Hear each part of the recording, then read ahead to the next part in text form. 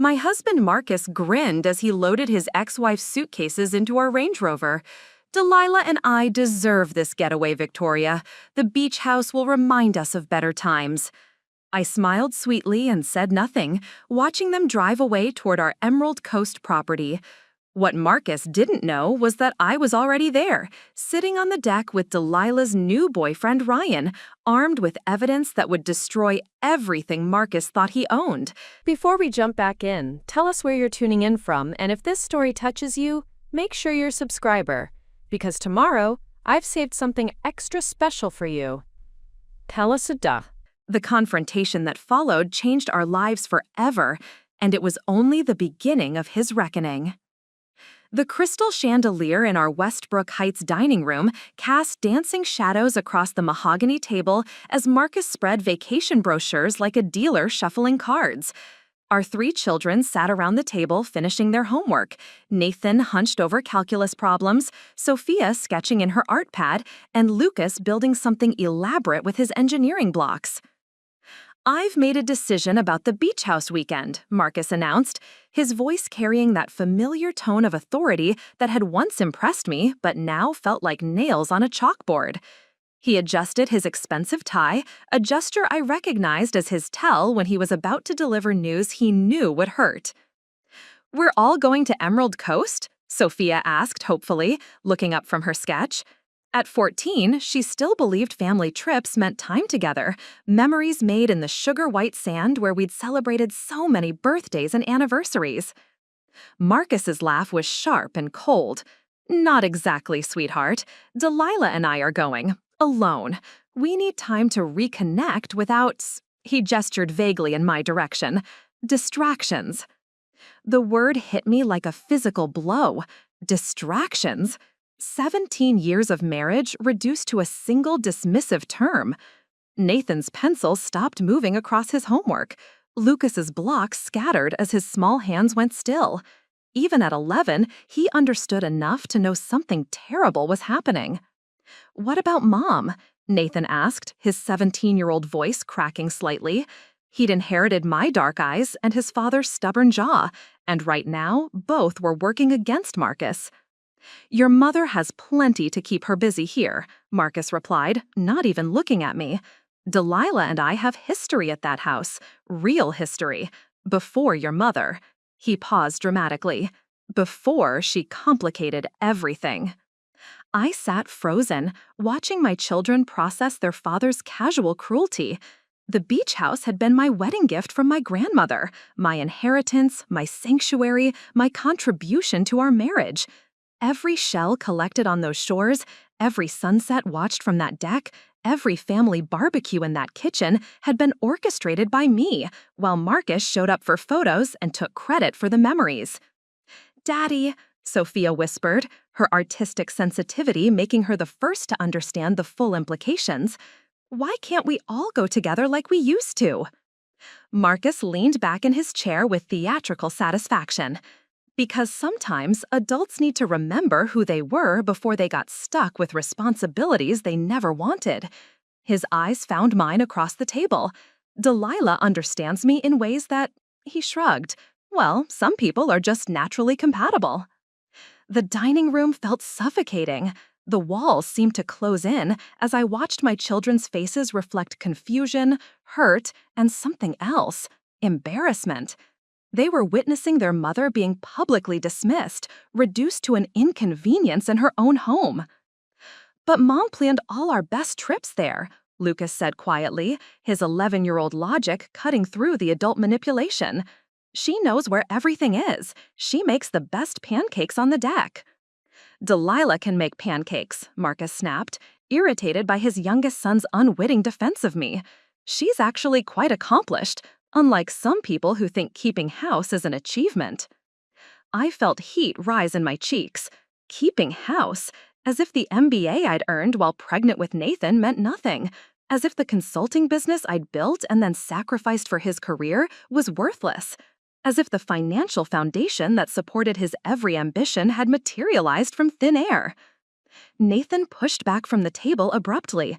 "This is messed up, Dad." "Watch your tone," Marcus warned, but Nathan was already walking away, his footsteps heavy on the hardwood stairs. The next morning brought the weekly tennis club brunch, an event I'd organized for the Westbrook Heights community for the past 5 years. Marcus insisted we attend together, presenting our family as the picture of suburban success while his betrayal festered like an infected wound. "Victoria's been so supportive of my reconnection with Delilah," Marcus announced to Helen Carter and the other club members gathered around our usual table. His arm draped possessively around my shoulders, a performance of marital unity that made my skin crawl. Helen's eyebrows rose slightly. She'd known our family since Nathan was in elementary school, had watched me juggle career and children while Marcus played golf and networked. "That's progressive of you, Victoria." "Oh, Victoria's always been understanding about my needs," Marcus continued, his voice carrying across the patio where other families enjoyed their weekend breakfast. "She knows that some relationships transcend ordinary boundaries. Delilah and I have something special, something that predates all this." He gestured around the table, encompassing our children, our life, our 17 years of shared history. Sophia stared at her untouched French toast while Lucas kicked his legs under the table, sensing the tension but not understanding its source. Other parents glanced over, their conversations hushed as they witnessed what appeared to be a public airing of private dysfunction. "The beach house holds so many memories for Delilah and me," Marcus continued, his voice growing more animated as he found his audience. "Victoria never really understood its significance. She treats it like just another property to manage, but for some of us, places hold deeper meaning." The beach house, my grandmother's legacy, the place where I'd learned to paint watercolors, where I'd brought my newborn babies for their first taste of ocean air, where I'd nursed my dying grandfather through his final summer. Marcus spoke about it like he'd discovered it, like he'd earned it, like my family's 4-generation connection to that stretch of Florida coastline was somehow less valid than his recent rekindling with his ex-wife. I placed my napkin on the table with deliberate precision, the linen settling like a white flag of surrender that wasn't surrender at all. The conversations around us gradually quieted as I stood slowly, every eye tracking my movement. "Where are you going, honey?" Marcus asked, his voice tight with the realization that his performance was about to be disrupted. I looked at him for a long moment, memorizing his face. The way his eyes narrowed when he sensed his control slipping, the way his mouth twitched when he was preparing another cruel observation, the way his hand reached possessively for mine, as if touching me could somehow reset the scene to his preferred script.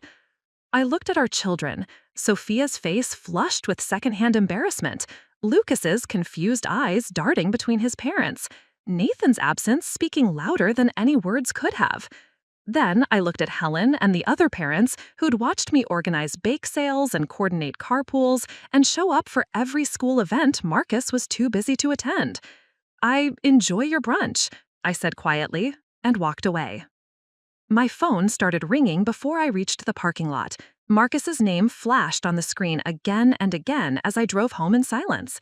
The calls continued as I climbed the stairs to our bedroom, as I pulled my grandmother's vintage suitcase from the closet, as I began packing with movements that felt both deliberate and dreamlike. Alone in the master bedroom that had become a battlefield of silent resentments, I opened my laptop and began the archaeological dig through our financial life. The documents Marcus assumed were joint were actually sole accounts in my name.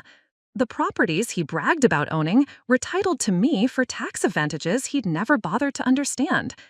The business success he claimed as his victory was built on credit lines I'd established using my family's legacy and my own pristine financial history.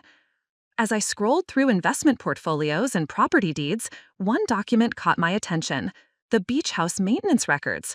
For the past 3 months, Tom Bradley, our longtime caretaker, had been sending bills for extensive renovations. New deck furniture, upgraded kitchen appliances, fresh paint throughout.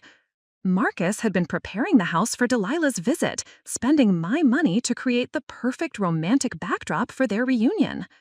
I picked up my phone and dialed Tom's number. "Tom, it's Victoria Sterling. I need to ask you about the recent work on the house."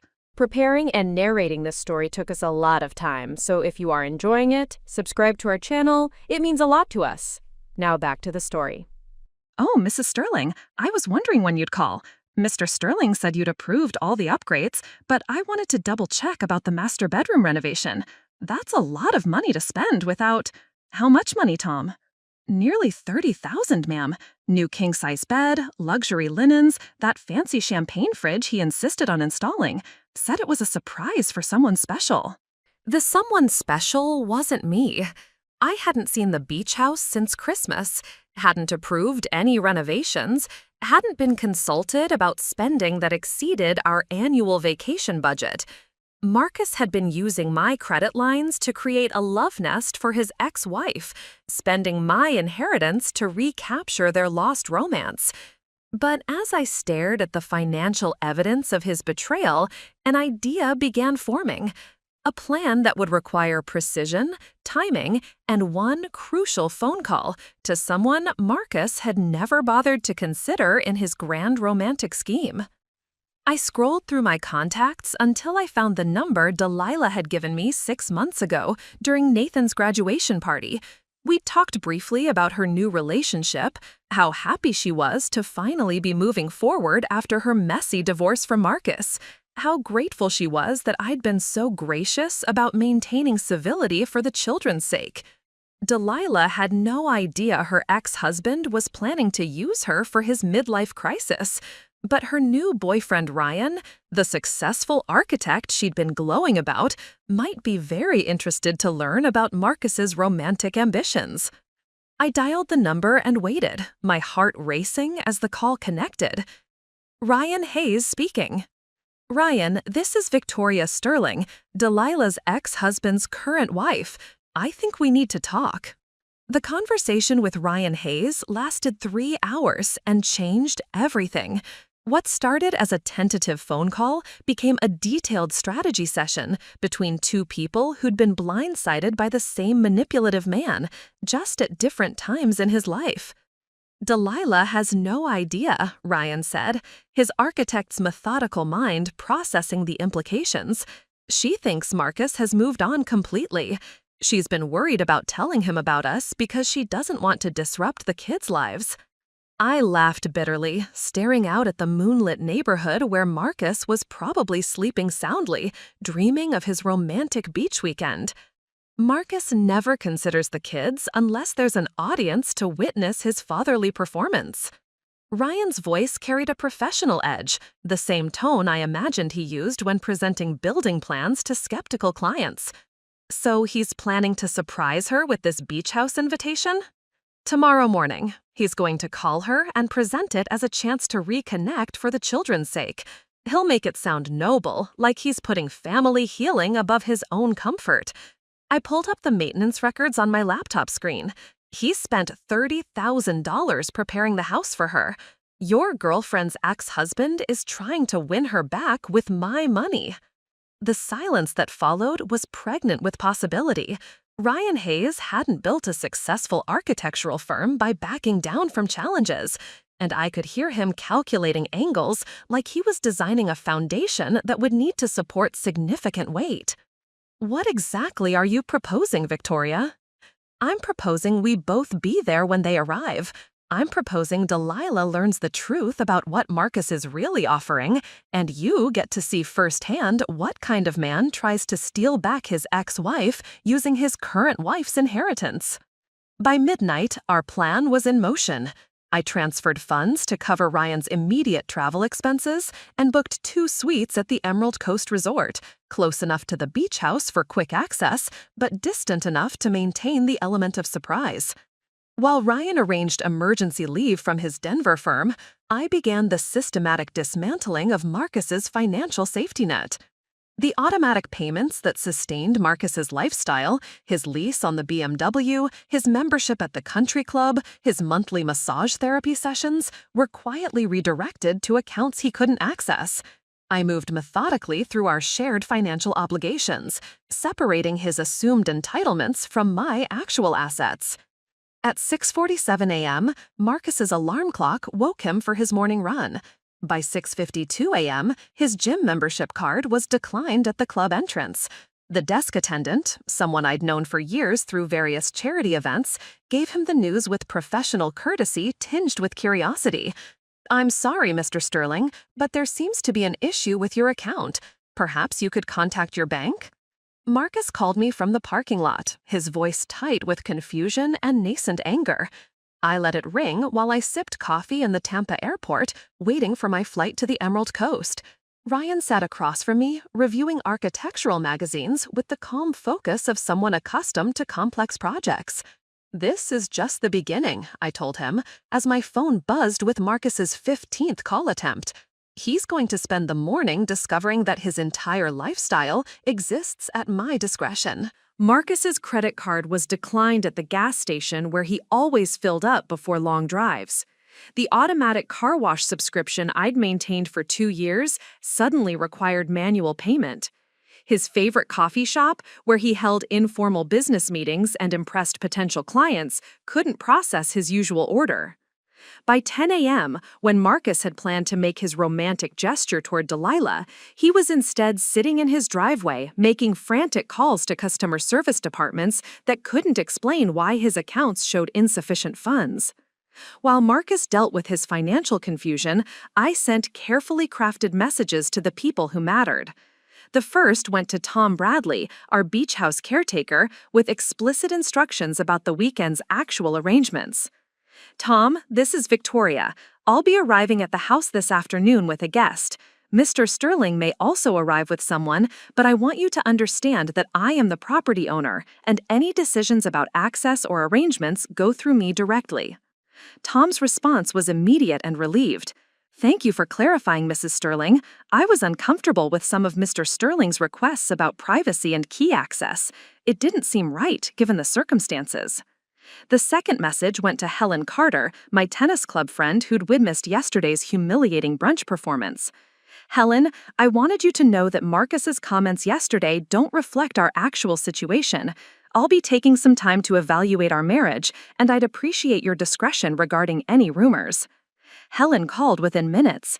"Victoria, honey, we all could see something was wrong. That man was talking about his ex-wife like she was some kind of prize he'd won. It was uncomfortable for everyone." The third and most important communication went to my attorney, Rebecca Walsh. I'd known Rebecca since law school, had referred several clients to her practice, and trusted her both professionally and personally. Our relationship meant she took my emergency consultation seriously.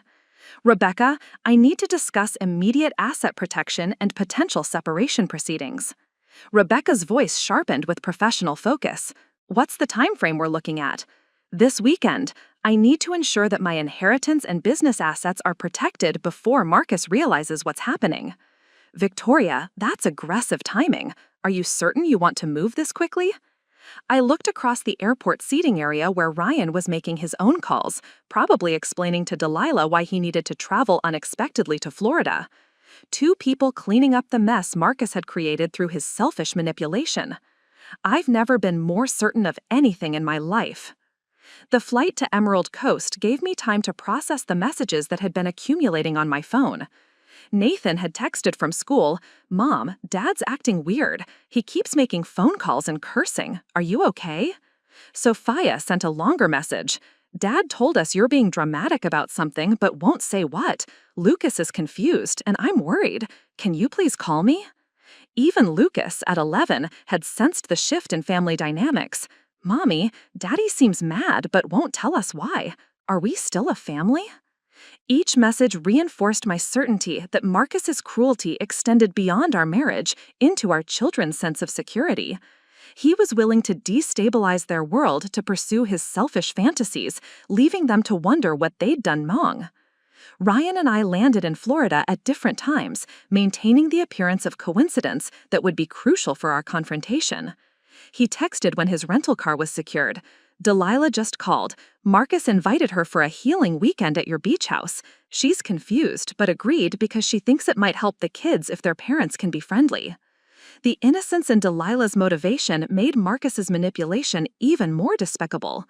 She was agreeing to his invitation out of maternal consideration, wanting to model healthy co-parenting for the children she'd lost primary custody of when Marcus's legal team had outmaneuvered her less experienced attorney. Tom Bradley met me at the beach house as the sun began its descent toward the Gulf horizon. The property looked magnificent, restored to a condition that exceeded even my grandmother's original vision. Marcus had indeed spared no expense in preparing for his romantic reunion. "Mrs. Sterling, I have to say, this feels more right," Tom said as he helped carry my luggage into the house. "Mr. Sterling's instructions were unusual. He wanted me to prepare the master bedroom like it was some kind of honeymoon suite, but for his ex-wife. It didn't sit well with me." The master bedroom revealed the full scope of Marcus's delusion. A new king-size bed dominated the space, draped in luxury linens I'd never seen before. Rose petals were scattered across the comforter. Champagne chilled in the expensive mini-fridge Marcus had installed without my knowledge or consent. "Tom, I want you to document everything with photographs, every receipt, every upgrade, every change he's made to this house without my authorization." As Tom methodically cataloged Marcus's unauthorized renovations, I called Rebecca with updates on the developing situation. "The evidence of financial misconduct is even more extensive than we discussed," I told her, walking through rooms that had been redecorated for another woman's comfort. "He's used my credit lines for what amounts to an elaborate seduction setup. Victoria, this strengthens your position significantly. Unauthorized use of marital assets for extramarital purposes is exactly the kind of evidence that influences asset division." Ryan arrived at the beach house as I was reviewing the final documentation of Marcus's betrayal. Tom had collected receipts, photographs, and email communications that painted a clear picture of deliberate deception. Marcus hadn't just been planning a weekend getaway. He'd been systematically preparing to present my family inheritance as his gift to his ex-wife. "Delilah's driving down tomorrow morning," Ryan said, accepting the glass of wine I offered him. "She thinks Marcus has matured enough to have a civilized conversation about co-parenting. She has no idea he's planning to present this house as some kind of romantic gesture." We sat on the deck where 4 generations of my family had watched the sunset, where my grandmother had taught me to paint watercolors, where I'd brought my newborn children for their first taste of ocean air. Marcus was treating this sacred space like a stage set for his midlife crisis. "There's something else," Ryan continued, his architect's eye taking in the expensive renovations. "Delilah mentioned that Marcus has been calling her more frequently lately, asking about her relationship with me. She thought he was being protective, but now I think he was gathering intelligence." The full scope of Marcus's manipulation was becoming clear. He'd been monitoring Delilah's happiness, waiting for the right moment to disrupt her new relationship. He'd spent months planning this weekend, using my money to create the perfect romantic backdrop, all while maintaining the pretense of a committed marriage with me. As darkness settled over the Gulf waters, Ryan and I prepared for the confrontation that would reshape multiple lives. Tomorrow morning, Marcus would arrive expecting to find an empty house ready for his romantic reunion. Instead, he would face 2 people armed with evidence of his deception and motivated by his betrayal. My silence over the past 24 hours hadn't been weakness or avoidance, it had been strategy, allowing Marcus to expose the full extent of his manipulation while I positioned myself to respond from a place of strength rather than victimhood. The beach house held decades of my family's memories, but tomorrow it would become the setting for Marcus Sterling's reckoning with the truth he'd been avoiding, that everything he claimed as his own had been built on foundations he'd never actually laid. Marcus's Range Rover pulled into the beach house driveway at exactly 11:30 a.m., 30 minutes later than his typical punctuality would have dictated. Through the kitchen window, I watched him circle the vehicle twice, checking his appearance in the side mirrors and adjusting his expensive polo shirt. Delilah sat in the passenger seat, her body language suggesting confusion rather than romantic anticipation. Ryan and I had positioned ourselves strategically. He sat on the deck facing the Gulf, visible from the driveway, but appearing to be simply another guest enjoying the morning sun. I remained in the kitchen, preparing coffee with deliberate calm, allowing Marcus to discover our presence naturally rather than staging a dramatic revelation. Marcus's key turned in the front door lock, and I heard his confident voice carrying across the threshold. "Delilah, wait until you see what I've done with the place. The renovations turned out even better than I'd hoped." "Marcus, I'm still not sure why you wanted to meet here," Delilah's voice replied, tinged with the wariness of someone who'd learned to question her ex-husband's motivations. "When you called yesterday, you made this sound like it was about the children." "It is about the children, in a way," Marcus said, and I could hear him moving through the living room, probably gesturing toward the expensive upgrades he'd made without my knowledge. "It's about creating stability, healing old wounds, remembering what we had before everything got complicated." I emerged from the kitchen carrying 2 coffee mugs, my movements deliberately casual. "Good morning, Marcus. Delilah, it's lovely to see you again." The silence that followed was profound. Marcus froze in the center of the living room, his face cycling through confusion, anger, and dawning horror as he realized his romantic surprise had been compromised. Delilah looked between us with growing understanding, her expression shifting from confusion to embarrassment to something approaching anger. "Victoria," Marcus said slowly, his voice tight with forced control, "what are you doing here?" "Having coffee in my beach house," I replied simply, offering one of the mugs to Delilah. "I thought you might want to know that your ex-husband has been planning this romantic reunion for months, using money from my inheritance to create what he calls the perfect healing environment." Delilah set down the coffee mug without drinking from it, her architect boyfriend rising from the deck chair to join our increasingly tense gathering. Ryan's presence clearly shocked Marcus, who had built his entire plan around the assumption that he understood and could control every variable. "Ryan?" Delilah turned toward her boyfriend with confusion. "What are you doing here? You said you had a work emergency in Florida." "I do have an emergency," Ryan said calmly, his professional demeanor intact despite the personal stakes. "The emergency is that your ex-husband has been planning to seduce you back using his current wife's money and property while lying to both of you about his intentions." Marcus's face flushed crimson. "This is ridiculous. Delilah, don't listen to them. They're obviously coordinating some kind of," he gestured helplessly, "some kind of manipulation to make me look bad." "Marcus," Delilah's voice carried the patient tone of someone explaining basic concepts to a child. "I came here because you said you wanted to discuss co-parenting. You said you'd realized that our relationship needed healing for Nathan, Sophia, and Lucas. You made this sound noble." "It is noble," Marcus insisted, moving closer to his ex-wife with the confidence of someone accustomed to talking his way out of difficult situations. "I've been thinking about our family, about what we had before Victoria came between us. This house represents our history, our connection, our potential future." I stepped forward, pulling out my phone to display the documented evidence Tom Bradley and I had compiled. "This house represents my family's 4-generation legacy, Marcus. The history you're talking about amounts to 3 summer visits when we were dating 20 years ago." The photographs on my phone screen told the real story.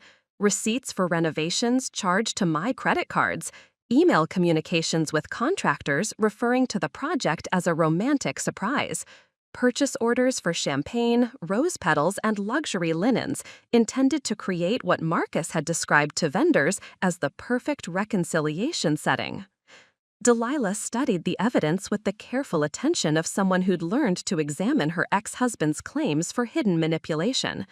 "Marcus, you told me yesterday that Victoria had suggested this meeting. You said she thought it would be healthy for all of us." "I never suggested any such thing," I said quietly. "Yesterday morning, Marcus announced his romantic weekend plans in front of our children, reducing me to what he called a distraction from your rekindled connection." Ryan moved to stand beside Delilah, his presence offering support without possessiveness. "Delilah, show them the text messages Marcus has been sending you about our relationship." Delilah pulled out her phone with reluctance, scrolling through recent communications from her ex-husband. He's been asking about you constantly, Ryan. How serious we are, whether you're financially stable, if I'm happy with someone who doesn't understand our shared history." She read directly from Marcus's messages. Quote, "Delilah, are you sure this Ryan guy is right for you? You and I have so much history, so much foundation. Some people are just temporary distractions from what really matters." Marcus's manipulation was laid bare in his own words. He'd been systematically undermining Delilah's new relationship while preparing to present my family inheritance as evidence of his romantic devotion. The romantic weekend he'd planned wasn't about healing or co-parenting. It was about ego, possession, and his inability to accept that his ex-wife had moved on without him. "You spent $30,000 of Victoria's money to try to win me back," Delilah said, her voice carrying the weight of someone who'd finally seen through years of manipulation. "You lied to both of us about your intentions. You put your children through emotional turmoil so you could play out some midlife fantasy." "Delilah, you're misunderstanding," Marcus started, but she cut him off with a gesture that brooked no argument. "I'm understanding perfectly for the first time in years," she said. "You haven't changed at all, Marcus. You're still the same selfish man who thinks everyone else exists to serve your emotional needs." Ryan stepped forward, his architect's precision evident in his measured response. "Marcus, I want to thank you for helping me understand what kind of man Delilah was married to. It makes me appreciate even more how strong she had to become to survive your marriage." The insult landed with surgical accuracy. Marcus had spent months trying to convince Delilah that Ryan was inadequate, temporary, a poor substitute for their real connection. Instead, Ryan's dignity and loyalty were highlighting everything Marcus had never been capable of providing. As Marcus stood in the center of the living room he'd renovated for his failed seduction, I pulled out the legal documents Rebecca Walsh had prepared overnight. The separation papers were comprehensive, protecting my inheritance while ensuring our children's stability during the transition. "Marcus, you'll be served with formal separation papers on Monday morning," I said, my voice carrying the calm authority of someone who'd moved beyond emotion into pure strategy. "The beach house, our primary residence, and the majority of our financial assets are legally mine. Your access to them ends immediately." Marcus's face went through several expressions as the reality of his situation became clear. "You can't do this. We have children together. You can't just destroy our family because you're jealous of what Delilah and I had." "I'm not destroying our family," I replied. "I'm protecting our children from a father who's willing to destabilize their security for his own selfish fantasies. You did this to yourself, Marcus." Delilah gathered her purse and moved toward the door, Ryan following with protective awareness.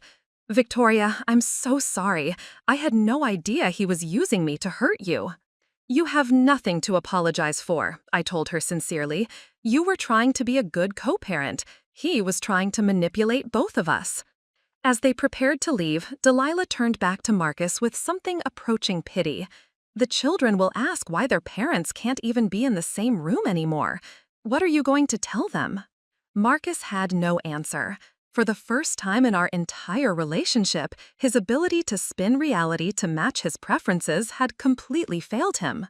After Marcus, Delilah, and Ryan had left, I sat alone on the deck where my grandmother had taught me to paint watercolors, where 4 generations of my family had watched the sunset over the Gulf of Mexico.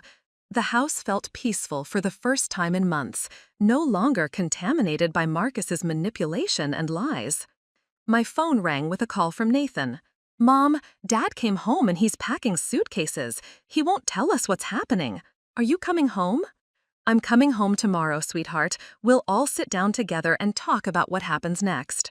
"Is it because of what he said about Delilah at dinner? Because that was really messed up, Mom. Even Lucas knew something was wrong." The wisdom in my 17-year-old's voice reminded me that children see truth more clearly than adults who've learned to rationalize cruelty. Nathan, Sophia, and Lucas had witnessed their father's casual dismissal of their mother, and they'd understood the implications even when I'd tried to protect them from adult dysfunction. 6 months later, I sat in the same deck chair watching Sophia paint her own watercolor interpretation of the Gulf sunset. Nathan was inside working on college applications, his essays focusing on resilience and family strength. Lucas was building an elaborate sandcastle with the engineering precision he'd inherited from both sides of his family. Marcus had moved to a downtown apartment, his visitation schedule carefully structured to protect our children's emotional well-being. His consulting business had struggled without the financial foundation and social connections I'd provided, forcing him to acknowledge the difference between performance and substance. Delilah and Ryan had gotten engaged on Christmas Eve, their relationship strengthened by surviving Marcus's manipulation attempts. They'd asked me to attend their wedding, a gesture of healing that felt both surprising and appropriate. "Mom," Sophia said, looking up from her painting, "I'm glad you didn't let Dad take us for granted anymore." The sunset painted the sky in shades of pink and gold, the same colors my grandmother had captured in watercolors decades earlier. The beach house remained what it had always been, a sanctuary for family, healing, and truth. The difference was that now only people who understood its real value were welcome to share in its peace. My silence that morning at the tennis club brunch hadn't been weakness. It had been the beginning of my voice. 2 weeks after the beach house confrontation, Nathan appeared in my home office doorway holding a manila folder thick with documents. At 17, he possessed a maturity that his father had never developed, shaped by years of observing adult dysfunction and choosing integrity over convenience. "Mom, I found these in Dad's old desk," he said, setting the folder on my workspace. "I think you need to see them." The documents revealed a pattern of deception that extended far beyond the recent beach house incident. Credit applications Marcus had submitted using my financial information without my knowledge. Business loan documents where he'd listed my inheritance properties as collateral for ventures I'd never heard of. Insurance policies where he designated Delilah as beneficiary while claiming they were for business purposes. "Nathan, how long have you known about these?" My son's face carried the weight of secrets he'd been protecting for months. Since last Christmas, when Dad asked me to help organize his office files, I didn't understand what they meant then, but after what happened at the beach house, he trailed off, his teenage vocabulary insufficient for the adult betrayal he'd witnessed. Sophia joined us, carrying her art portfolio. At 14, she processed the world through visual storytelling, and her recent sketches revealed more about our family dynamics than any therapy session could have uncovered. She spread her drawings across my desk, images of a woman standing alone while shadows loomed around her, children reaching toward an absent figure, a house divided by invisible walls. "I drew these during the worst fights," she said quietly, "when Dad would come home angry and you'd just disappear into yourself. I didn't know why you got so quiet, but I could see you getting smaller every day." Lucas wandered in from the kitchen, his 11-year-old presence a reminder that children absorb far more than adults realize. He climbed into my lap with the casual affection that Marcus had always dismissed as babying him. "Mama, are we poor now that Daddy moved out?" he asked, his question cutting to the practical concerns that occupy young minds during family upheaval. "No, sweetheart, we're actually more financially secure now than we've been in years." The truth was more complex than a child could understand. Marcus's financial recklessness had been steadily eroding our stability for years. His unauthorized use of my credit lines, his risky business investments using my assets as collateral, his assumption that my inheritance was available for his every whim, all of it had created a house of cards that would have eventually collapsed regardless of our marriage status. Rebecca Walsh arrived that evening with additional documentation that painted an even more disturbing picture of Marcus's financial misconduct. Her investigator had uncovered a pattern of behavior spanning our entire marriage. "Victoria, this goes back years," Rebecca said, spreading legal documents across my dining room table. "He's been systematically using your credit and assets for personal ventures while keeping you isolated from the details. The beach house renovations were just the most recent example." The investigative report detailed business partnerships I'd never approved, real estate investments made in my name without my knowledge, and a web of financial obligations that Marcus had created using my stellar credit history. He hadn't just been unfaithful with Delilah, he'd been financially unfaithful with my entire inheritance. The good news is that because these transactions were made without your consent, we can challenge most of them. The bad news is that unwinding this mess will take months of legal work. Nathan, who'd been listening from the kitchen, spoke up with the directness that teenagers use when adults are avoiding obvious truths. So, Dad basically stole from Mom for years, and now he's mad that she caught him. Rebecca's smile was grim but admiring. That's an unremarkably accurate legal assessment. Word of Marcus's behavior had spread through our social circle with the velocity that scandal achieves in close-knit communities.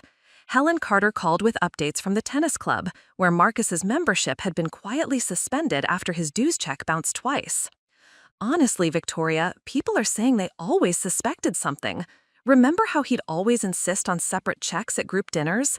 How he'd talk about his business success but never seemed to have cash when it was time to contribute to charity drives? The pattern had been visible to outside observers, but I'd been too close to see it clearly. Marcus had crafted an image of success while systematically depleting the resources that actually funded our lifestyle. He'd been living as a wealthy man, using his wife's money while treating her as an inconvenience to be managed. Delilah called unexpectedly on a Thursday evening, her voice carrying a mixture of guilt and determination. "Victoria, I need to apologize more formally. I also need to tell you something about our divorce that you should know." The conversation that followed revealed another layer of Marcus's manipulation. During their divorce proceedings, Marcus had hidden assets and income streams that should have been considered in their settlement. Delilah had accepted a smaller support arrangement because Marcus had claimed financial hardship that was fictional, created by his systematic shifting of assets into my name to avoid his obligations to his first family. "He used you to cheat me out of fair support for Nathan, Sophia, and Lucas when they were younger," Delilah said. "I thought he was just irresponsible with money. I didn't realize he was actively hiding assets by putting everything in your name." Marcus's consulting business, Sterling Consulting Group, began unraveling as clients discovered the extent to which his success had depended on resources and connections that were never actually his. David Chin, the client who'd always made Marcus nervous, called me directly. "Victoria, I want to offer you a consulting contract," he said without preamble. "We've always known the real expertise came from you. Marcus was just the front man." Other clients followed David's lead. The business relationships Marcus had claimed as his victories were revealed to be professional connections who'd tolerated him to access my skills and insights. Without my behind-the-scenes contributions, his presentations became hollow performances that failed to deliver promised results. Within 6 weeks of our separation, Sterling Consulting Group lost 80% of its client base. Marcus was forced to dissolve the business and seek employment with a larger firm, at an entry-level position that reflected his actual qualifications rather than the image he'd projected using my support. The children began therapy with Dr. Sarah Mitchell, a family counselor who specialized in helping young people process parental dysfunction. Her approach focused on helping Nathan, Sophia, and Lucas understand that their father's behavior reflected his character flaws, not their worth as children. Children of manipulative parents often struggle with self-blame, Dr. Mitchell explained during our family session. They assume that if they'd been better children, their parent wouldn't have needed to lie or cheat or manipulate situations. Sophia's artwork began evolving from images of isolation and shadow to portraits of strength and rebuilding. Nathan threw himself into college preparation with renewed focus, his essays exploring themes of integrity and authentic success. Lucas started sleeping through the night for the first time in months, his anxiety easing as our household stabilized around honesty rather than performance. The beach house became our sanctuary again, a place where we could rebuild family traditions based on genuine connection rather than Marcus's manufactured drama. We spent weekends painting, reading, building sandcastles, and simply enjoying each other's company without walking on eggshells around someone else's unpredictable moods. As autumn settled over our new life, I realized that Marcus's betrayal had been a gift disguised as devastation. His selfish pursuit of his ex-wife forced me to examine the foundation of our entire relationship, revealing years of financial and emotional manipulation that I'd been too trusting to recognize. The woman who'd carried Camille the purse at that resort lobby would never have advocated for herself so effectively. The wife who'd accepted being called extra luggage would never have had the courage to document her own worth so thoroughly. Marcus had intended to humiliate me into submission, to make me so grateful for his attention that I'd accept any treatment he offered. Instead, his cruelty had awakened a strength I'd forgotten I possessed, leading to justice he'd never anticipated and peace he'd never been capable of providing. The letter arrived on a Tuesday morning exactly 1 year after Marcus had announced his beach house plans to our family. The return address bore the logo of Brennan & Associates, the prestigious law firm where Marcus had managed to secure employment after his consulting business collapsed. Inside, a formal request for reconciliation mediated through attorneys, his final attempt to avoid the consequences of his choices. Nathan found me reading it at the kitchen table, where Marcus had once dismissed me as a distraction from his real love. At 18 now, my eldest son possessed a clarity about relationships that his father had never achieved. "Let me guess," Nathan said, pouring himself coffee with the casual confidence of someone who'd learned to read situations accurately. "Dad wants to negotiate his way back into a life he threw away." The letter was Marcus at his most manipulative. Professionally worded requests for family healing and structured reconciliation discussions that carefully avoided any acknowledgement of his financial fraud or emotional cruelty. He presented our separation as a misunderstanding that could be resolved through proper communication, as if his systematic deception had been merely a failure to express himself clearly. "He's offering to attend couples counseling," I told Nathan, unable to suppress a bitter laugh. "He thinks this is a relationship problem that can be fixed with better communication skills." Sophia joined us from her morning art session, paint still drying on a canvas that depicted ocean waves in shades of gold and turquoise. Her work had evolved from the dark, fractured images of a year ago to vibrant expressions of renewal and strength. At 15, she'd developed an artist's eye for truth beneath surface appearances. "Dad called me yesterday," she said, settling into her chair with the careful grace she'd inherited from my grandmother. "He wanted to know if I missed our old life, if I thought you were being too harsh about the money stuff." The money stuff had become Marcus's euphemism for his years of financial fraud. In his revised version of events, he'd simply made some accounting errors that I'd overreacted to in my emotional state. The systematic theft of my inheritance had been reframed as misunderstandings about shared resources. "What did you tell him?" I asked, though Sophia's calm demeanor suggested she'd handled the manipulation attempt with characteristic wisdom. "I told him that stealing from someone isn't a communication problem, it's a character problem," she replied, "and that I'd rather live honestly with less money than dishonestly with more." My consulting practice had grown beyond anything I'd imagined possible during my marriage to Marcus.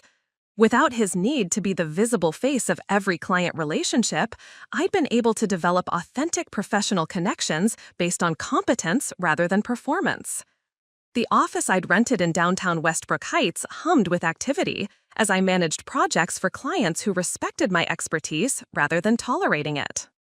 David Chin had become more than a client. He'd evolved into a business partner whose architectural firm regularly collaborated with my strategic consulting services. Our professional relationship was built on mutual respect and complementary skills, a foundation that Marcus had never understood how to create. "Victoria, I have a proposal," David said during our monthly planning meeting. "I want to offer you a partnership stake in Chin Architecture. Your strategic insights have been instrumental in our growth, and I think it's time to formalize our collaboration." The partnership offer represented validation that went beyond financial security. David recognized my contributions as valuable in their own right, not as support for someone else's ambitions. The woman who'd been dismissed as extra luggage was being invited to co-pilot a successful business based purely on merit. Rebecca Walsh provided periodic updates on Marcus's legal and financial situation with the professional detachment of someone documenting a case study in consequences. His attempts to challenge the asset division had failed spectacularly when investigators uncovered additional evidence of his unauthorized use of my credit and financial resources. He's filed for bankruptcy, reported during our quarterly review. The business debts he accumulated using your assets as collateral have become his personal responsibility now that we've established he acted without your knowledge or consent. Marcus's lifestyle had contracted dramatically. The studio apartment he'd moved to after losing access to our family home had been followed by an even smaller efficiency unit when his bankruptcy proceedings eliminated his remaining resources. The BMW he'd leased as a status symbol had been replaced with public transportation and occasional rideshare services. Lucas, now 12 and developing his own sense of justice, had observed his father's reduced circumstances during their court-mandated visitation weekends with the analytical mind he'd inherited from both sides of his family. Dad's apartment smells weird, and he keeps ordering pizza because he doesn't know how to cook anything, Lucas reported after his most recent weekend visit. He asked me if I thought you'd consider letting him come home if he promised to be better. The request revealed Marcus's fundamental misunderstanding of what had happened to our family. He still viewed his behavior as a series of mistakes that could be corrected through promises and good intentions, rather than evidence of character defects that had taken years to fully manifest. Nathan's acceptance to Northwestern University had come with a partial scholarship based on his essay about resilience and family integrity. His writing had explored the difference between performed success and authentic achievement, drawing on his observations of our family's transformation following his father's departure. "I want to study business ethics," he announced during one of our evening beach walks. "I want to understand how people like Dad convince themselves that fraud is just aggressive capitalism." Sophia's art had caught the attention of a gallery owner who specialized in emerging young artists. Her series, titled Reconstruction, depicted the process of rebuilding after betrayal, using mixed media to show strength emerging from broken foundations. The gallery was planning a showing for her 16th birthday, an achievement that would have been impossible when her creative energy was being drained by household tension. Lucas had joined the debate team at his middle school, channeling his analytical nature into structured arguments about justice and fairness. His teachers noted his unusual ability to identify logical fallacies and emotional manipulation in opposing arguments, skills he developed through years of observing his father's rhetorical tactics. The beach house had become our family sanctuary again, but with a deeper appreciation for its role in our healing. Weekend visits involved genuine relaxation rather than the performative family bonding that Marcus had orchestrated during our marriage. We painted, read, built elaborate sandcastles, and simply enjoyed each other's company without monitoring anyone's mood or managing someone else's ego. Tom Bradley, our longtime caretaker, had observed our family's transformation with the wisdom of someone who'd maintained property for multiple generations of owners. "Mrs. Sterling, this place feels like it did when your grandmother was alive," he said during one of his maintenance visits. "Peaceful, like the house itself can breathe again." The observation was more accurate than Tom realized. The beach house had been holding its breath during Marcus's attempts to transform it into a stage set for his romantic fantasies. Now it had returned to its essential purpose, providing a space for family connection and natural beauty. Delilah's call came on a Thursday afternoon in late spring, her voice carrying an unusual combination of nervousness and determination. "Victoria, I have something I need to tell you in person, something about Marcus that I think you should know before you make any decisions about his reconciliation requests." We met at a coffee shop equidistant from our respective homes, neutral territory for a conversation that Delilah clearly found difficult to initiate. She looked healthier than I'd seen her in years, relaxed, confident, no longer carrying the tension of someone navigating an unstable relationship. "Marcus has been contacting me again," she said without preamble. "Not romantically this time, but he's been asking about you. Specifically, he's been trying to find out if I think you'd be willing to consider reconciliation if he could prove he's changed." The revelation was unsurprising, but still disturbing. Marcus was using his ex-wife as an intelligence source, trying to manipulate his way back into my life through someone he assumed I'd trust because we'd both survived relationships with him.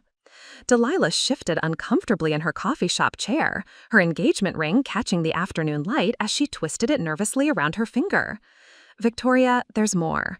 Marcus told me something about your marriage that I think you need to know, even though it's going to hurt.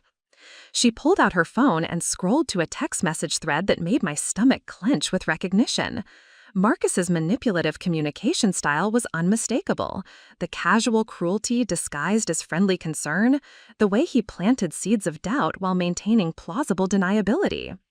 He's been telling me that you were financially controlling during your marriage, Delilah continued, reading directly from his messages. He claims you used your inheritance to manipulate him into staying, that you threatened to cut off his access to money whenever he tried to assert independence. The lie was so audacious it took my breath away. Marcus had spent years systematically draining my inheritance while presenting himself as the breadwinner, and now he was attempting to rewrite history by casting me as the financial manipulator. But here's what he doesn't know I know, Delilah said, her voice gaining strength. During our divorce, I hired a forensic accountant because something felt wrong about Marcus's claims of financial hardship. I recently had her look into the financial records from when we were married, and Victoria, he was doing the same thing to you that he did to me. She handed me a folder containing financial analysis that painted a clear picture of Marcus's patterns across both marriages. During his relationship with Delilah, he'd systematically hidden assets while claiming poverty to minimize his support obligations. With me, he'd reversed the strategy, living off my assets while claiming them as his own achievements. The accountant found evidence that Marcus was siphoning money from your accounts to fund his lifestyle during our marriage, Delilah continued. He was literally using your inheritance to pay for vacations with me, gifts for me, even the engagement ring he bought me. You were unknowingly funding his romance with his first wife. That evening, I gathered Nathan, Sophia, and Lucas in our living room for a conversation I'd been avoiding for months. The financial records Delilah had shared painted a picture of deception that extended back to before our children were even born, and they deserved to understand the full scope of their father's betrayal. I need to tell you something about your father that's going to be difficult to hear, I began, watching their faces arrange themselves into the careful expressions they'd learned to wear when adult truths were about to be revealed. Nathan, now mature beyond his 18 years, spoke first. Mom, we already know Dad's been lying about money. We found more stuff in his old files. Sophia nodded, her artist's intuition having picked up on patterns that others might miss. The timeline never made sense. Dad would talk about business success, but we lived better when he was supposedly struggling. Even Lucas, at 12, had developed a sophisticated understanding of his father's character. Dad always has excuses for why nothing is his fault. Even when he got arrested for driving without insurance, he said it was the insurance company's mistake. The arrest had been another consequence of Marcus's financial collapse. His inability to maintain basic responsibilities like car insurance had led to legal complications that he'd tried to blame on administrative errors rather than his own negligence. I shared the revelations from Delilah's forensic accounting carefully, focusing on the pattern of deception rather than the specific dollar amounts. My children needed to understand that their father's behavior wasn't a recent development triggered by our marriage problems, but a consistent character trait that had shaped their entire lives. So, Dad was stealing from you even before I was born, Nathan asked, his voice carrying the weight of someone recalculating years of memories. The pattern was already established, I confirmed. What I thought was sharing financial responsibilities was actually him systematically taking advantage of my trust and resources. Sophia's response was characteristically visual. She began sketching while we talked, her pencil creating images of foundations being undermined, of structures that appeared solid but were actually hollow. Her art had become her way of processing complex emotions that didn't have adequate words. Word of Marcus's extensive financial fraud had spread through Westbrook Heights with the thoroughness that scandal achieves in affluent communities where reputation is currency. Helen Carter called with an update that reflected the broader community sentiment. Victoria, you should know that several other families have come forward with stories about Marcus. Apparently, he borrowed money from the Hendersons last year, claiming a temporary cash flow problem, then never paid it back. The Johnsons said he convinced them to invest in one of his business ventures, then couldn't provide documentation when they asked for updates. Marcus's pattern of financial manipulation extended beyond our marriage into casual friendships and social connections. He'd been using his reputation as a successful businessman to extract small loans and investments from neighbors who trusted him based on his apparent prosperity that was actually funded by my inheritance. The Homeowners Association is considering revoking his membership, Helen continued. Apparently, there's a clause about financial fraud that applies even to former residents. The social consequences were adding insult to the financial injury Marcus was already experiencing. His attempts to maintain appearances while living in a studio apartment had become increasingly difficult as more and more people learned the truth about his circumstances. Ryan Hayes had maintained occasional contact with our family since the beach house confrontation, checking in periodically to ensure Marcus wasn't attempting new forms of manipulation. His architect's systematic approach to problem-solving had made him an invaluable ally in documenting Marcus's deceptive patterns. Victoria, I've been thinking about something Marcus said during that beach house weekend, Ryan told me during one of our quarterly coffee meetings. He kept insisting that the renovations were his gift to Delilah, but when I looked at the receipts, everything was charged to accounts with your name on them. Ryan had used his professional relationships to verify the contractor work Marcus had commissioned for his romantic reunion. Every vendor confirmed that payment had come from accounts bearing my name and social security number, despite Marcus's claims of personal financial investment in the project. The interesting thing is that Marcus seemed to genuinely believe he was paying for those renovations, Ryan continued. It was like he'd convinced himself that your money was his money to such an extent that he couldn't distinguish between them anymore. The observation highlighted something troubling about Marcus's psychology. His financial fraud wasn't just deliberate theft, it was self-deception so complete that he'd lost track of the difference between his resources and mine. He'd been living in a fantasy where my inheritance became his achievement through the simple act of marriage. Rebecca Walsh had been pursuing criminal charges against Marcus for the more egregious examples of financial fraud, particularly his unauthorized use of my credit to secure business loans that benefited only him. The district attorney's office had shown interest in the case as an example of sophisticated domestic financial abuse. The prosecution is offering Marcus a plea deal, Rebecca informed me during our final strategy session. Full restitution of documented losses, permanent restraining order regarding your financial accounts, and supervised visitation with the children until they reach majority. The plea deal would ensure Marcus faced legal consequences while avoiding a trial that would further traumatize our children. More importantly, it would create a legal record of his financial abuse that would prevent future manipulation attempts. He's going to take the deal, Rebecca continued. His attorney knows they can't win at trial with the evidence we've compiled. Marcus's pattern of deception is too well documented across too many years. Marcus requested one final meeting before signing the plea agreement, mediated through attorneys but allowing for direct communication. He'd insisted on meeting at the beach house, apparently believing that the location where his schemes had unraveled might somehow work in his favor. I agreed to the meeting not because I hoped for reconciliation, but because I wanted Marcus to understand the full scope of what he'd lost through his own choices. The beach house represented 4 generations of my family's legacy, and he needed to acknowledge that he'd never actually been entitled to any of it. Marcus arrived looking diminished, thinner, wearing clothes that suggested financial constraints, driving a borrowed car from his brother. The confident manipulator who dismissed me as extra luggage had been replaced by someone who'd discovered the difference between performed success and actual resources. Victoria, he began, using the tone he'd once employed to negotiate business deals. I think we've both made mistakes that we can learn from. Maybe we can find a path forward that works for everyone.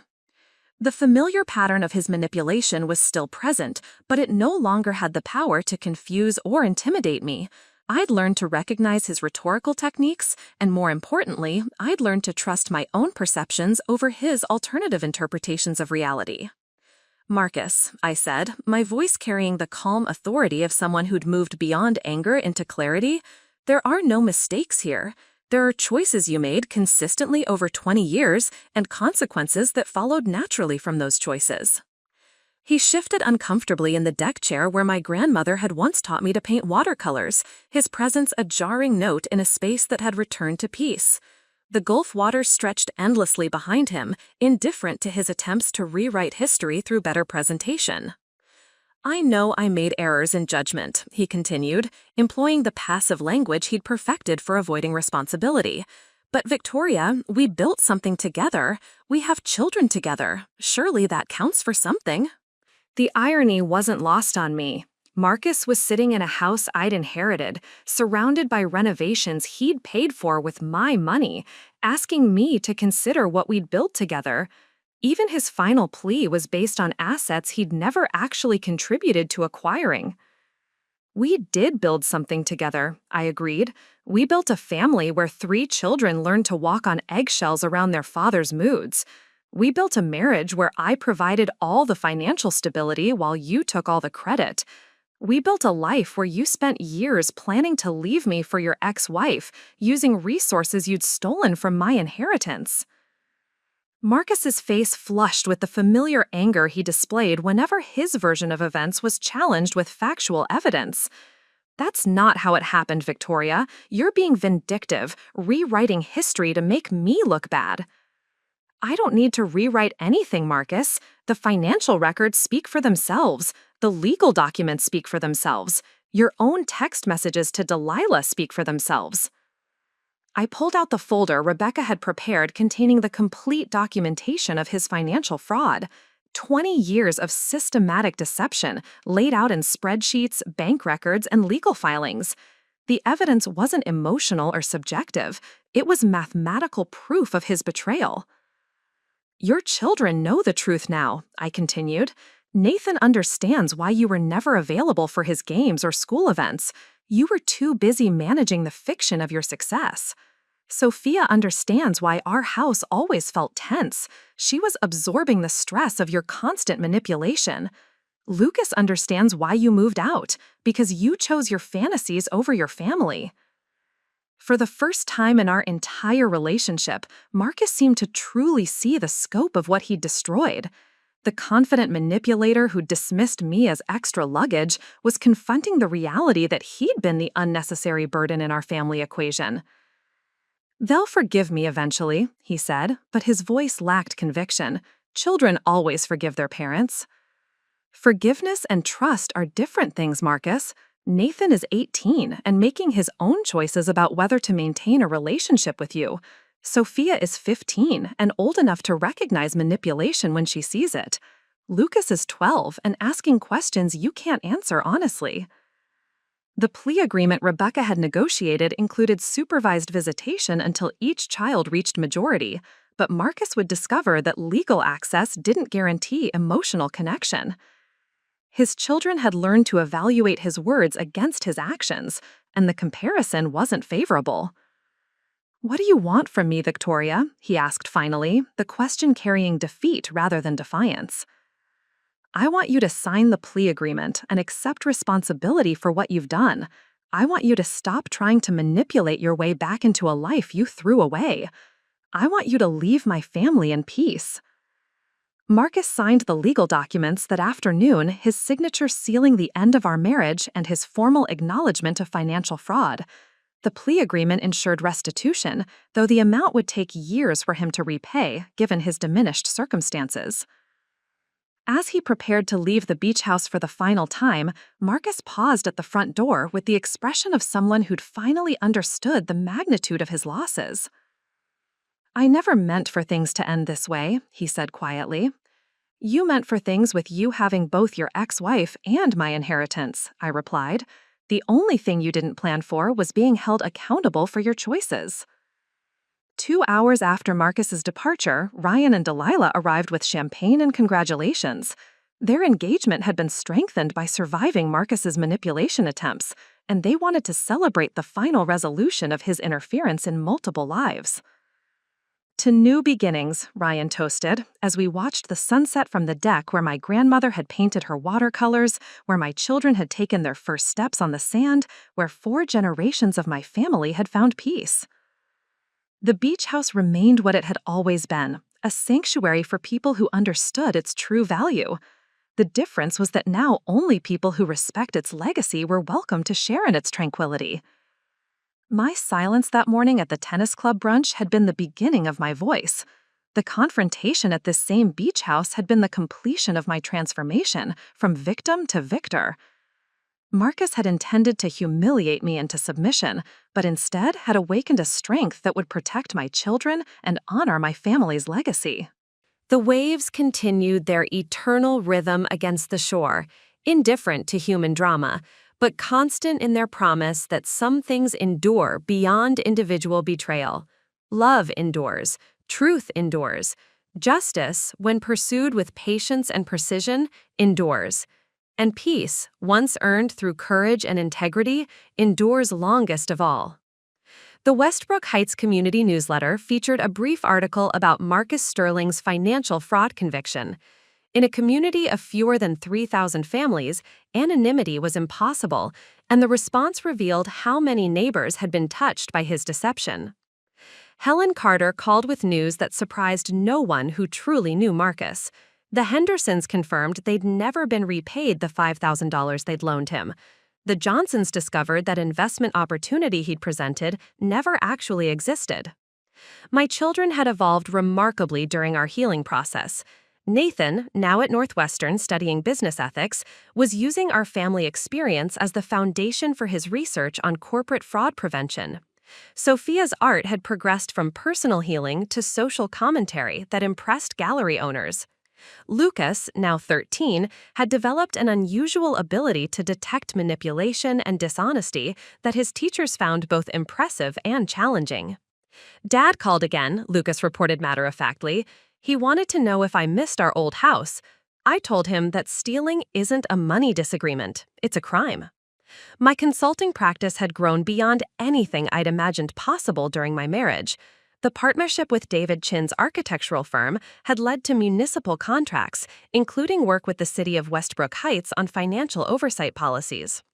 "They've specifically requested you because of your experience with long-term fraud detection," David explained. "Your case has become a reference point for understanding how sophisticated financial deception operates."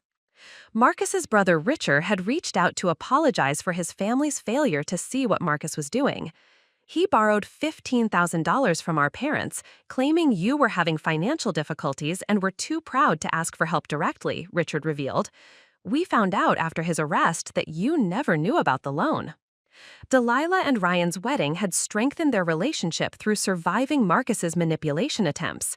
They'd created complete financial transparency in their marriage, using his negative example as a foundation for positive change. 18 months after the plea agreement, Rebecca Walsh called with news that was both predictable and shocking in its severity. Marcus had been arrested again, this time for attempting to defraud his elderly landlord through a rent-to-own scheme that existed only in his imagination. He convinced Mrs. Patterson that she could sell him her duplex through monthly payments that were actually just his regular rent, Rebecca explained, her voice carrying the weary tone of someone who'd seen this pattern before. When she tried to verify the contract details with her attorney, she discovered that the legal documents Marcus had provided were completely fabricated. The arrest revealed how far Marcus had fallen from his former pretense of respectability. Mrs. Patterson was an 83-year-old widow who trusted her tenants' claims about real estate investment opportunities, the same kind of misplaced confidence Marcus had exploited throughout his adult life. The prosecutor is calling it a pattern of predatory behavior targeting vulnerable individuals, Rebecca continued. Between his conviction in our case and this new charge, Marcus is looking at potential jail time rather than just financial penalties. The news should have brought satisfaction, but instead I felt a hollow sadness for the man who'd once been my husband and the father of my children. Marcus had possessed genuine intelligence and charm that could have built authentic success, but he'd chosen to use those gifts for manipulation rather than creation. Nathan's reaction was characteristically mature when I shared the news with our family that evening. "I'm not surprised, but I am disappointed," he said, his college experience having given him new vocabulary for processing complex emotions. Dad had every opportunity to change his behavior after the consequences became clear, but he chose to keep lying to new people instead. Sophia's artistic response was immediate and powerful. She began sketching while we talked, her pencil creating spirals that grew tighter and darker as they descended. Her intuitive understanding of her father's psychology had evolved into sophisticated commentary on self-destructive patterns. "It's like he can't stop," she observed, studying her drawing with the analytical eye she'd developed through formal art training. "Even when lying stops working, he just finds new people to lie to instead of learning to tell the truth." Lucas, now 13 and dealing with middle school social dynamics, had developed his own theories about his father's behavior. "Dad treats everyone like they're stupid," he said with the blunt honesty that teenagers use when adults have lost their authority through poor choices. "He thinks if he talks fast enough and sounds confident enough, people won't notice that nothing he says makes sense."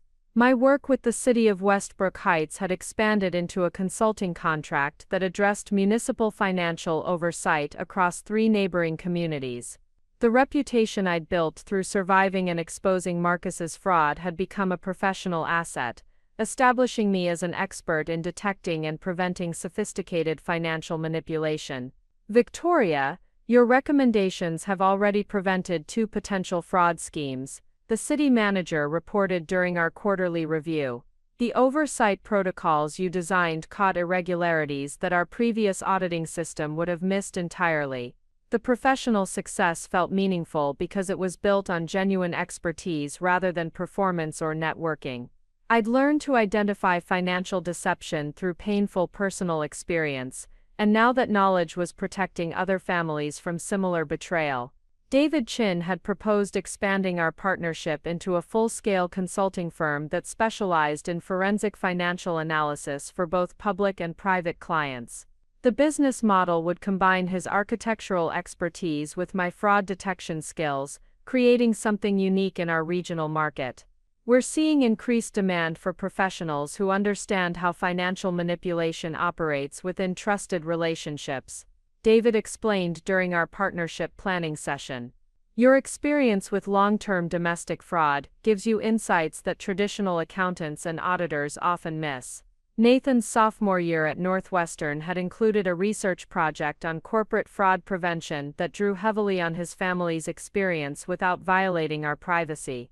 His professors had been impressed by his practical understanding of how deception operates within intimate relationships, leading to opportunities for advanced study in business ethics. "I want to specialize in family business consulting," Nathan announced during one of our weekly phone calls. "A lot of corporate fraud happens because family members assume they can trust each other without proper oversight. I want to help families create systems that prevent the kind of problems Dad created." His academic focus had evolved from personal healing into professional mission.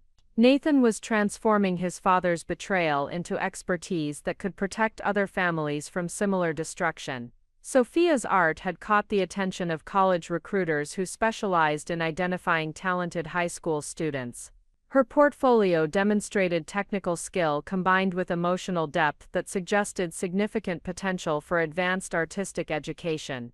The admissions counselor from RSD said my work shows unusual maturity for someone my age, Sophia reported after her college preparation meeting. She thinks my understanding of complex family dynamics gives my art a perspective that most teenagers haven't developed yet. Lucas had tested into accelerated mathematics and science programs that reflected his analytical abilities. His teachers noted his unusual capacity for logical reasoning and his refusal to accept explanations that didn't align with observable evidence.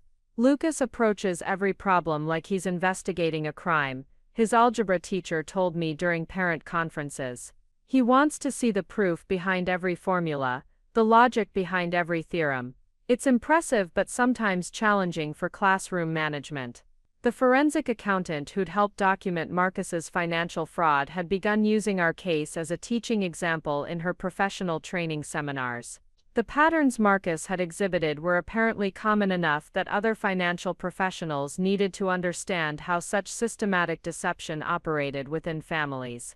Your case demonstrates how financial abuse can continue for years when the perpetrator has legitimate access to accounts and intimate knowledge of the victim's trust patterns. She explained during a follow-up consultation. Most people assume that financial fraud is obvious and dramatic, but the most damaging cases involve slow, systematic exploitation of trusted relationships. The educational value of our experience had extended beyond academic settings into professional training for attorneys, accountants, and family counselors. Marcus's manipulation techniques were being studied and cataloged so that other professionals could recognize similar patterns in their own clients. Dr. Sarah Mitchell, our family therapist, had asked permission to include anonymized elements of our healing process in her research on children's recovery from parental betrayal. Her findings suggested that children who understood the truth about dysfunctional family dynamics actually recovered more quickly than those who were protected from difficult realities.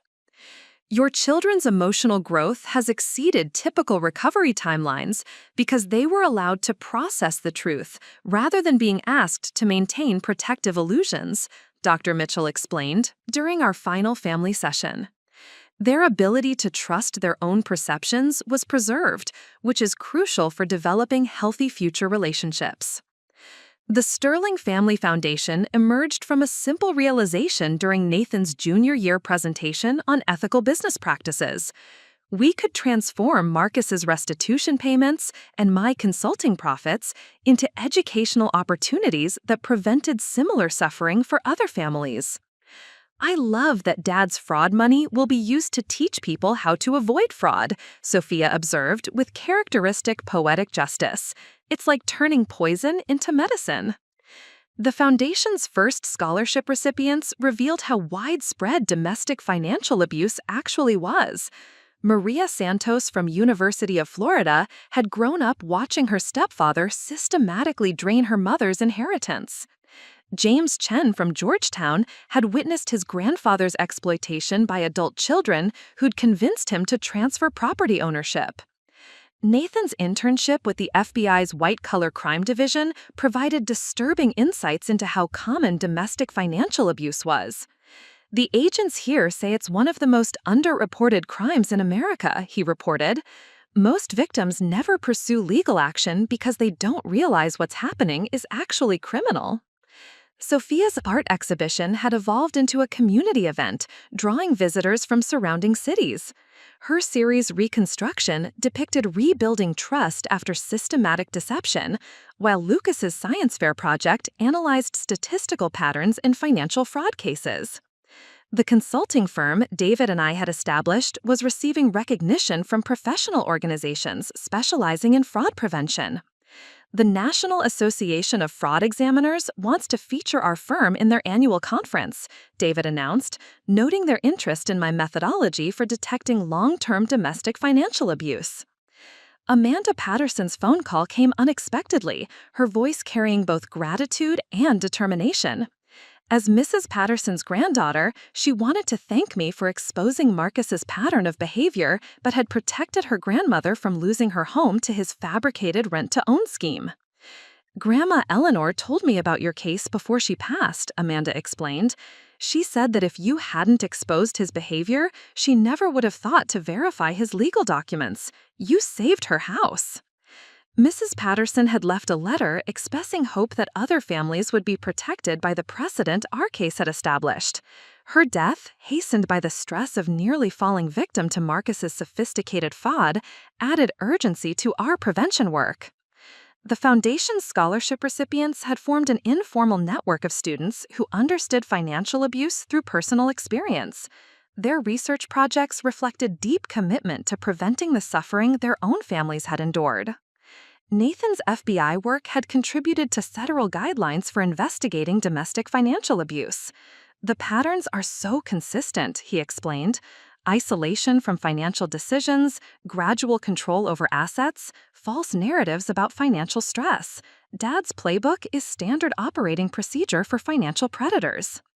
Sophia's art had caught attention from college recruiters, while Lucas's acceptance into an accelerated program at MIT reflected his determination to develop technology solutions for detecting financial manipulation. The invitation to testify about proposed domestic financial abuse legislation came through the National Association of Fraud Examiners. Our case had become a catalyst for legal reform, demonstrating how existing laws fail to address sophisticated manipulation within intimate relationships. Mrs. Sterling, your family's experience has become a reference point for understanding how existing laws fail to protect victims, Committee Chair Senator Patricia Williams explained. The proposed bill would establish domestic financial abuse as a distinct criminal category. The most insidious aspect of domestic financial abuse is how it masquerades as family financial management, I testified. My ex-husband spent years convincing me that his control over my inheritance was protection rather than theft. Nathan provided supporting testimony about federal case patterns, while Sophia's art installation, Invisible Chains, visualized the psychological impact of financial control for Capitol visitors. The opposition's arguments revealed exactly why specialized legislation was necessary.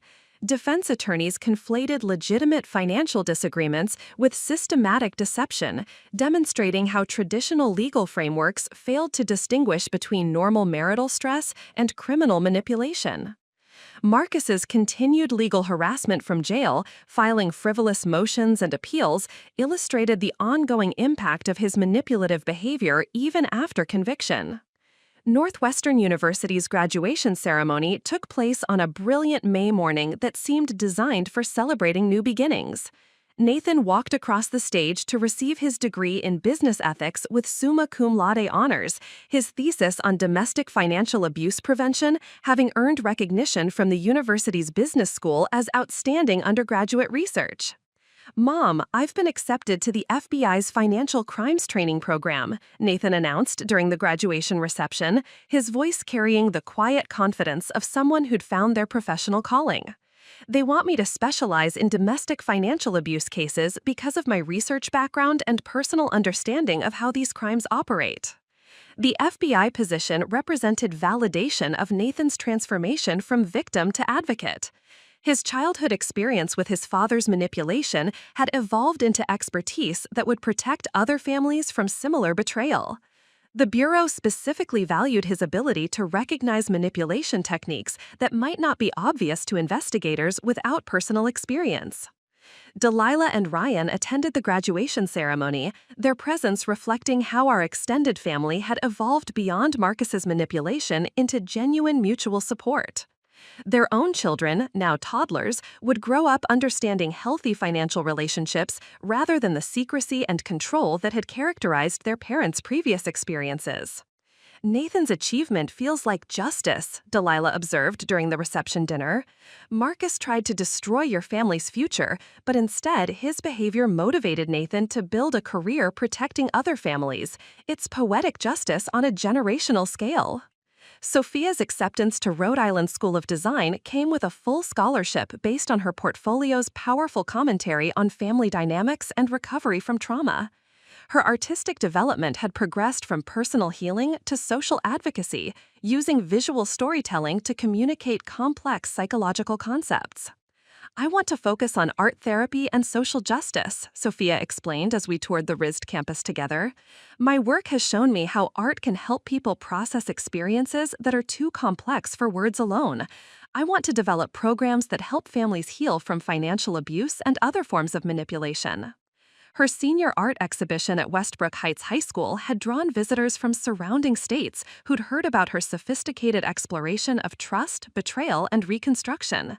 The school's art department planned to feature her work in their permanent collection as an example of how personal experience could be transformed into universal artistic communication. Sophia's art demonstrates resilience in visual form, her high school art teacher noted during the exhibition opening. She's taken family trauma and transformed it into wisdom that can benefit anyone who sees her work. That's the highest form of artistic achievement. Lucas, now 16 and preparing for his junior year of high school, had been accepted into a summer program at MIT that focused on developing technology solutions for social problems. His project proposal involved creating software that could identify patterns of financial manipulation in bank records, essentially building early warning systems for domestic financial abuse. I want to develop algorithms that can recognize when someone's financial behavior changes in ways that suggest external control, Lucas explained during his program interview. Most people don't realize they're being financially manipulated until significant damage has occurred. Technology could identify problems earlier and alert people to seek help. His approach combined mathematical precision with ethical awareness that reflected our family's journey from victimization to advocacy. Lucas had inherited analytical abilities from both parents, but his moral development had been shaped by witnessing the consequences of his father's choices. Lucas represents the next generation of fraud prevention, noted Dr. Patricia Morgan, the MIT program director.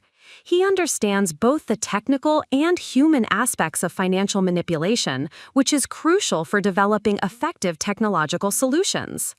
The Sterling Family Foundation had grown beyond scholarship provision into direct advocacy and educational programming. We'd established partnerships with universities, law enforcement agencies, and social service organizations to create comprehensive approaches to domestic financial abuse prevention and recovery. Victoria, we've reached a point where the foundation needs dedicated staff rather than volunteer management, David advised during our quarterly board meeting. The demand for our programs has exceeded what we can handle while maintaining our consulting practice. The decision to hire professional staff reflected the foundation's evolution from personal healing project to significant social service organization. Our scholarship program now supported over 50 students annually. Our educational materials were used by law enforcement agencies across 12 states, and our advocacy work had contributed to legislative changes in 6 states. I want to ensure that we maintain focus on actual impact rather than organizational growth, I told the board. The foundation exists to prevent other families from experiencing what we went through, not to become a large nonprofit that loses sight of its mission. Marcus's latest manipulation attempt involved reaching out to Nathan's graduation committee with claims that he'd been unfairly excluded from his son's academic achievements. His letter to the university suggested that family estrangement was preventing him from celebrating his child's success, carefully omitting any mention of his criminal convictions or the reasons for our separation. Dad sent me a graduation card with a check that bounced, Nathan reported with the weary amusement of someone who'd learned to expect disappointment. He also included a letter about how proud he is of my achievements and how he hopes we can rebuild our relationship now that I'm an adult. The attempted reconciliation followed Marcus's established pattern of approaching his children during significant life events, hoping that emotional occasions would lower their defenses against his manipulation. His timing was calculated to exploit natural desires for paternal approval during milestone moments. It's interesting how Dad still thinks that grand gestures can substitute for consistent character, Sophia observed when Nathan shared the graduation card incident. He's offering congratulations for achievements that happened despite his behavior, not because of his support. Lucas's response was characteristically direct. Dad acts like being related to us gives him the right to claim credit for our success, even though he spent years trying to destroy Mom's ability to support our education and opportunities. The consulting firm David and I had built was receiving national recognition for innovative approaches to fraud prevention and family financial education. Our methodology had been adopted by law enforcement agencies, family court systems, and social service organizations across the country. Victoria, the Department of Justice wants to feature our domestic financial abuse training program in their National Law Enforcement Education Initiative. They're requesting permission to adapt our materials for federal use and to include our case study in their training curriculum. The federal recognition represented acknowledgement that our family's painful experience had been transformed into expertise that could protect others on a national scale. Marcus's betrayal had inadvertently contributed to systemic change that would benefit thousands of families. I sometimes wonder if this is what justice actually looks like, I reflected during our team meeting. Not just punishment for the perpetrator, but transformation of the damage into protection for future victims. Marcus's crime became the foundation for crime prevention. The irony wasn't lost on any of us. Marcus had intended to use my family's resources for his selfish pleasure, but his betrayal had ultimately resulted in those same resources being used to protect other families from similar manipulation. His theft had been transformed into generational giving that would outlast any temporary satisfaction he might have gained from his schemes.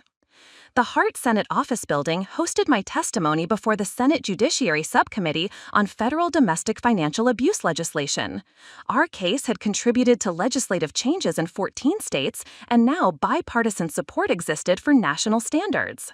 Domestic financial abuse destroys families through systematic deception that existing fraud statutes cannot adequately address, I testified, while Nathan provided supporting evidence from his FBI financial crimes work. Sophia's graduate thesis exhibition at RISD, Invisible Violence, The Art of Financial Abuse, had drawn national attention and acquisition by the Smithsonian Institution.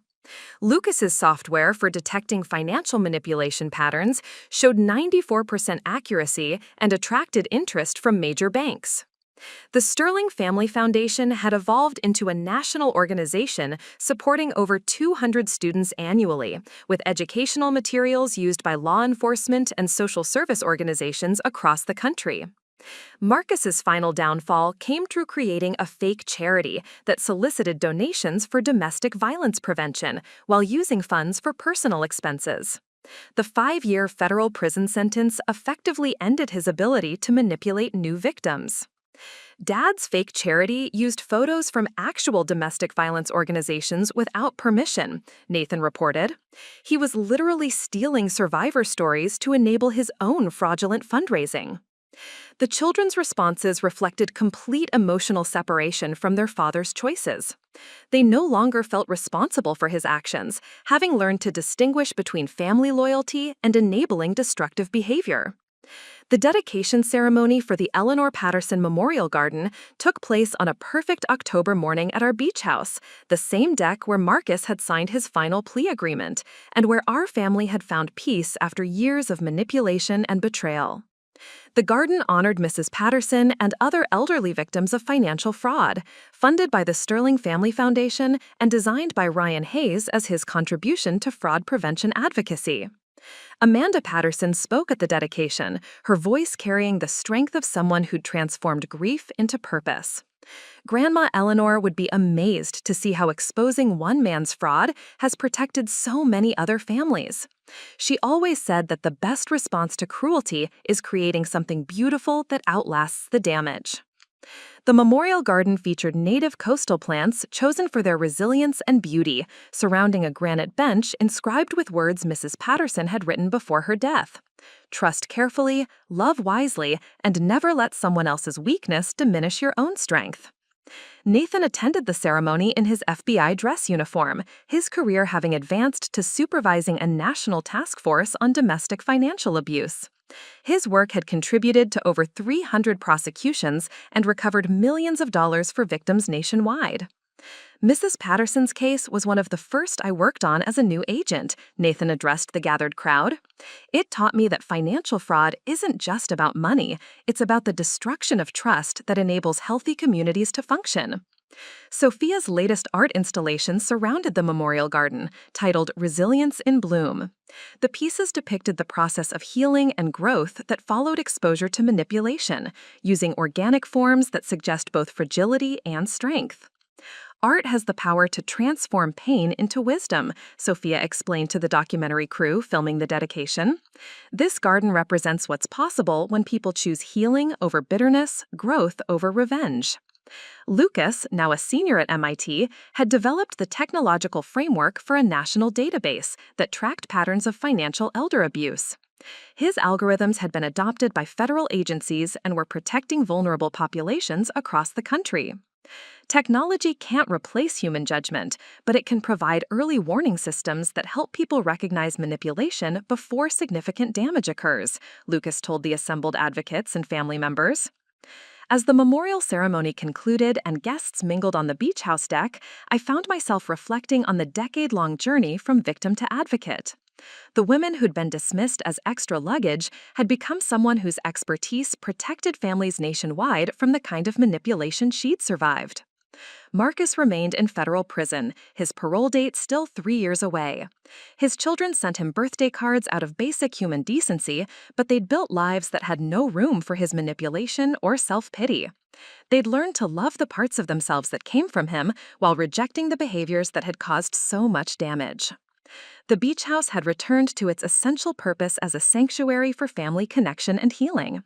4 generations of my family had found peace on these shores, and now it served as headquarters for a foundation that protected other families from financial manipulation. Victoria, Helen Carter said as she prepared to leave the ceremony, I want you to know that watching your family heal from Marcus's betrayal has given hope to a lot of people.